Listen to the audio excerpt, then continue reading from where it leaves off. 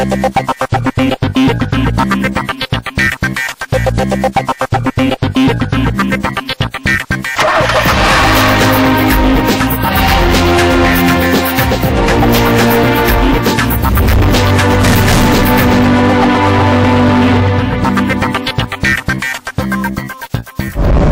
of color, lots of excitement here in Moscow thanks to the World Cup.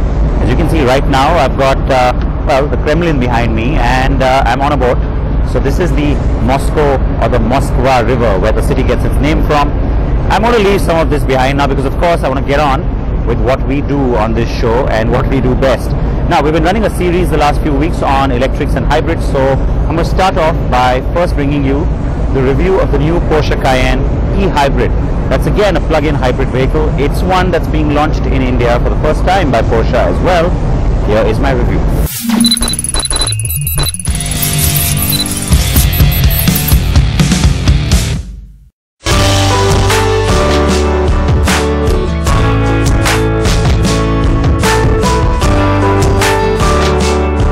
The new third-generation Porsche Cayenne will come to India soon, and I was excited to get my hands on a significant new variant of the car.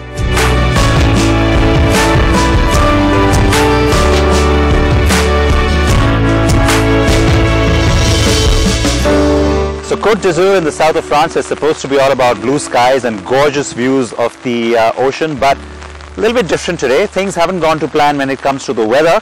But you know what, I'm still happy because I get a chance to take a stab at the all-new e-hybrid version of the new Porsche Cayenne. The new Cayenne e-hybrid is better looking, better on performance, better on its green credentials, and even has a better cabin than the previous hybrid model.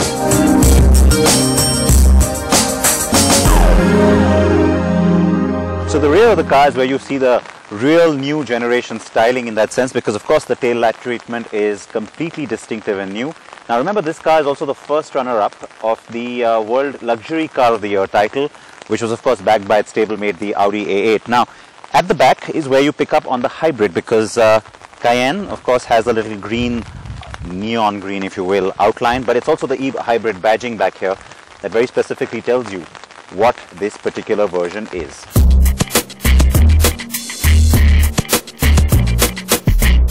The hybrid system uses a 100 kilowatt motor married to a 3-litre V6 turbo petrol engine.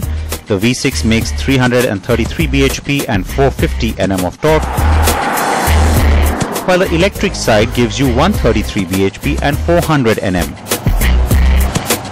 But to put it accurately, the combined system output is 453 bhp and, wait for it, 700 Nm of peak torque. Now you start the car and you pull away by default in silent electric mode. But speaking of defaults, then of course the car will switch eventually when you get onto the road to the hybrid mode, because that's its default for driving. That's pretty much like, let's say, a comfort mode in any other car. So then of course the engine management system will judiciously try and figure out where to take the power from, whether it's the electric or the battery side of things, and or is it coming from the combustion engine. And now comes the little difference as well, because a lot of hybrids these days you find that, you know, the electric motor will power one axle and then you've got the ICE engine sending power to the other. Not like that in this case, where it's always combined, and so it's really depending on the kind of input you're providing as a driver that decides what sort of output you're getting from the hybrid system.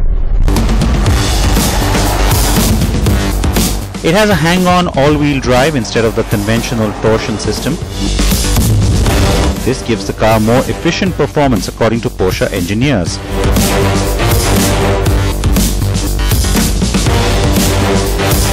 Overall on the new generation, things have gotten so much better anyway, and I think it's the steering that's a great takeaway for me. It's properly stiff and very, very precise.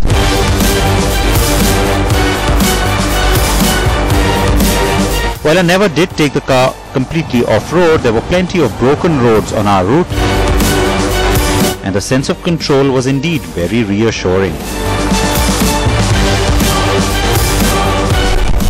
Top speed in pure electric or e-power mode is 150 km/h, which is incredible, certainly faster than the last generation hybrid. And otherwise, of course, we have the car on hybrid mode or in Sport or Sport Plus, it will go 253 kilometers per hour.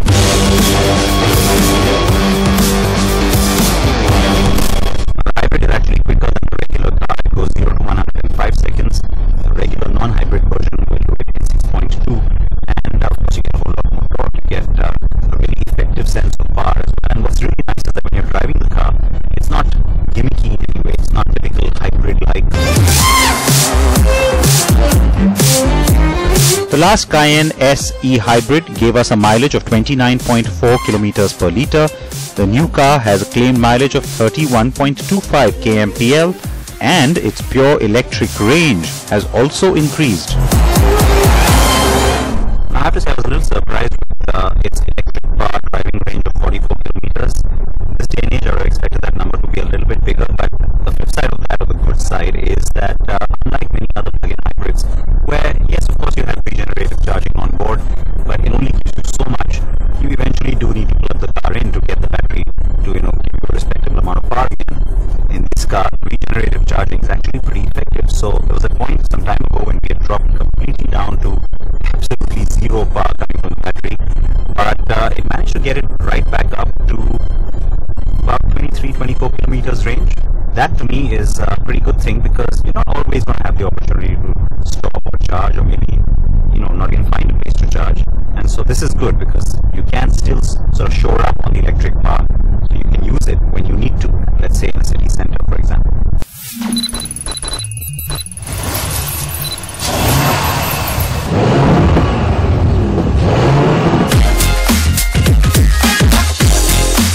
It also now offers an optional sport exhaust to get a meteor roar out of the V6. But even without that, the engine sings in a somewhat muted way.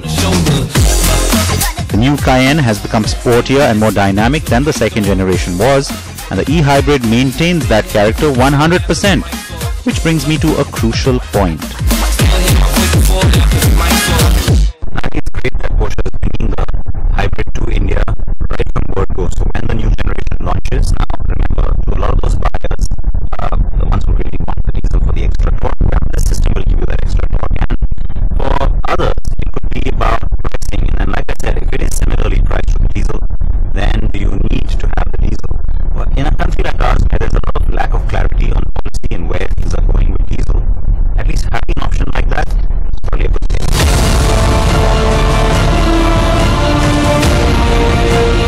So we have this wonderful soundtrack of the rain for you today. That's a little added special touch. Now on the inside, speaking of special touches, everything is kind of gone touch screen like. So even though back here you don't really have a touch screen like you have in the new Audis or even on the Range Rover now, what you do get are these really cool sort of touch buttons. So it's got a little bit of feedback. When you press it, it just kind of pops back at you a little bit.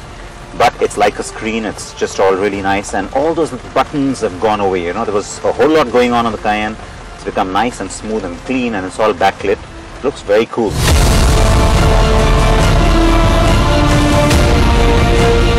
The e-hybrid also gives you a lot as standard, including Porsche's Sport Chrono package. You can add in a head-up display, Bose or Burmester sound systems, panoramic sunroof, air suspension, and really pamper yourself. In India, I know it would mean having to install the charging infrastructure at either your home or office, but I'm sure Porsche would do that for you with the costs bundled into the car's price. So yes, if you can afford one, the e-hybrid is a great option now, and a very welcome addition to Porsche's Indian lineup too.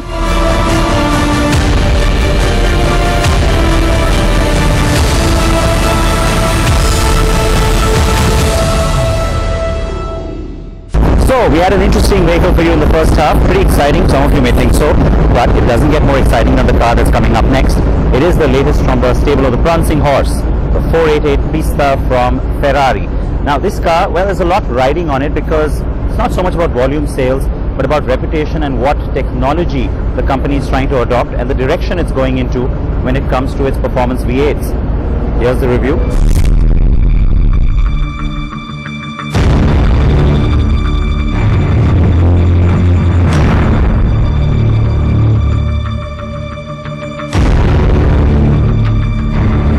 New Ferrari 488 Pista is the most powerful V8 in the prancing horse's history. And that's quite something, if you consider that it's built its fair share of powerful V8 engine cars in the past. So I come to you today in the hallowed grounds of Fiorano in Maranello. And I'm here on behalf of Siddharth because, well, driving a Ferrari for a friend is the least that I could do. Now, anytime you talk about a Ferrari or the 488 GTB, for instance, the 488 Gran Turismo Berlinetta or Grand Touring Coupe, speed comes up at some point in the conversation. But we're here to talk about the 488 Pista. Now, Pista stands for racetrack, so you can be sure that speed is an integral part of the equation.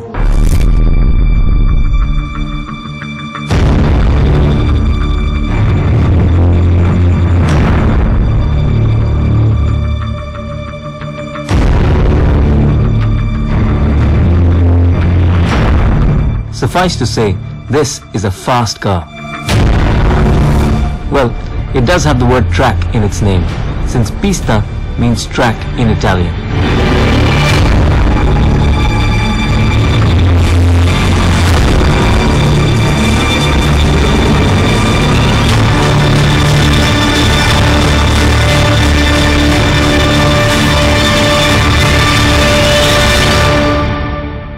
So the Pista is the latest in a long line of very special V8 Ferraris. The 360 Challenge Stradale, the 430 Scuderia, the 458 Speziale, and now the 488 Pista. Now, this is a Ferrari for those of you who are a little bit more picky. Now, 488 is fast enough, but this one has 50 more horsepower, 10 more Nm of torque. It does 0 to 100 in 2.85 seconds versus a fairly mediocre 3 seconds for the 488 GTB. So why am I standing here talking to you? Let's get in and drive this baby.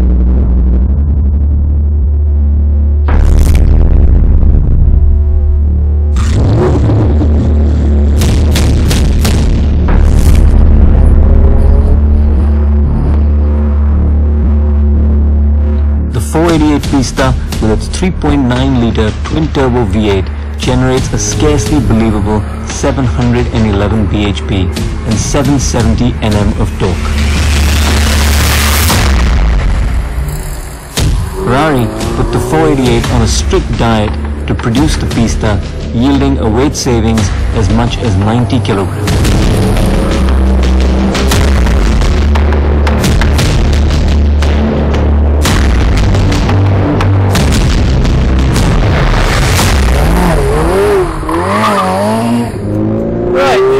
So we are starting off in the hills around Maranello, and it is an absolutely beautiful day. Well, it's beautiful right now. We're supposed to head to the track later on in the afternoon, and it's scheduled to rain, so fingers crossed. But what I can tell you to start with is that getting here, we've driven through some small Italian towns and villages, and the first thing that strikes you about this car is how absolutely incredibly usable it is. The manifold of the exhaust is also race car-like and made of Inconel pipes, rather than cast iron like the GTB. This not only unlocks more power and reduces weight, but it also leads to a better exhaust note. The only giveaway that this is a turbocharged motor from the driver's seat is the spooling of the turbos that you hear under acceleration. Otherwise, Ferrari's variable torque management does its job perfectly and ensures that this feels like a naturally aspirated motor. The 7-speed dual-clutch box feels like the best gearbox on the planet at the moment.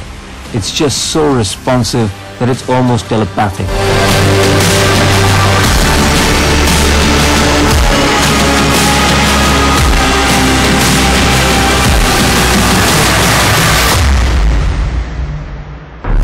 There's an amazing amount of carbon fiber in the bodywork, inside the car, in the engine bay, the works. But the thing that strikes you the most about this car to begin with is the S-duct right in the front.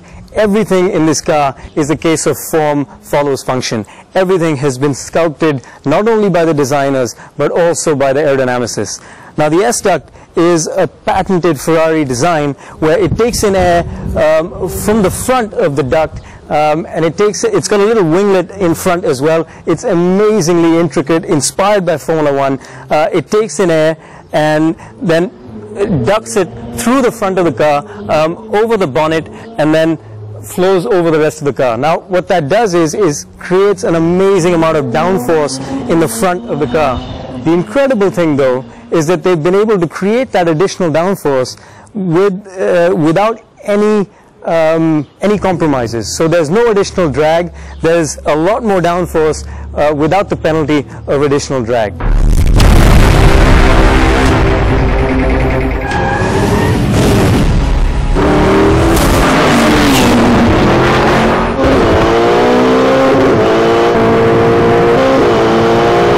The track session began with 2 laps as a passenger with a Ferrari test driver,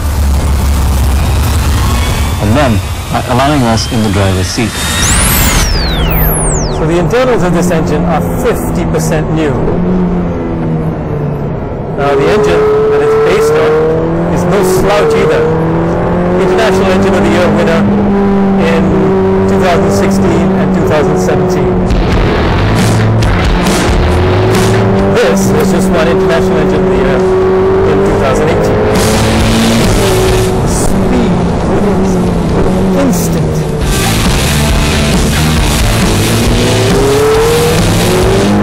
Slow and fast outgrowth. Come on.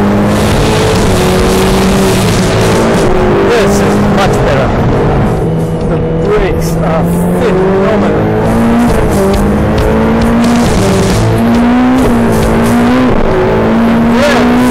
Just unbelievable. Jesus, what the way it picks up speed. Levels of grip, the power, the brakes. It is addictive. Let's hold the power a little bit longer. Down a second. Let's go slow in. Carry the speed. Yes. Much better. Full power. On the brakes. Car goes light up the crest. The speed is so accessible. Brakes are so strong. I'm not even trying to see me off because I'm having so much fun in sport. Running right, carrying the speed.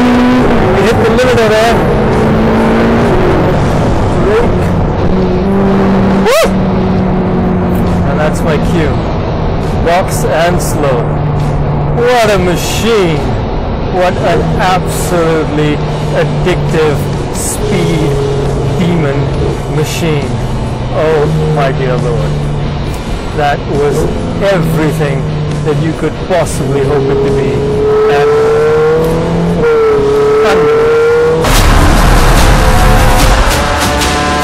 Ferrari's new FDE, or Ferrari Dynamic Enhancer, works unlike a regular ESC system.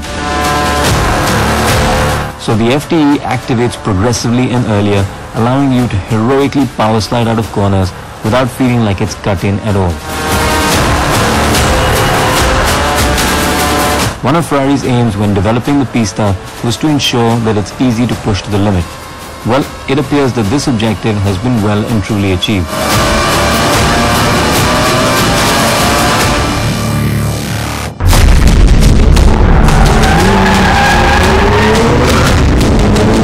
Like modern sports cars, the Pista 2 is clinical, but it's so incredibly fast that it makes it all worth it. More than that, it doesn't isolate you from the driving experience, it involves you, it flatters you. The biggest problem with the Pista is that once you've driven it, there's simply no going back. It's hard to imagine a machine being more precisely or better engineered than this. The Pista will run you 4.91 crore rupees when it's launched in India in November. So you better reach deep into your hip pocket if you want to have anything to do at all with the pinnacle of the motor car as we know it, that is.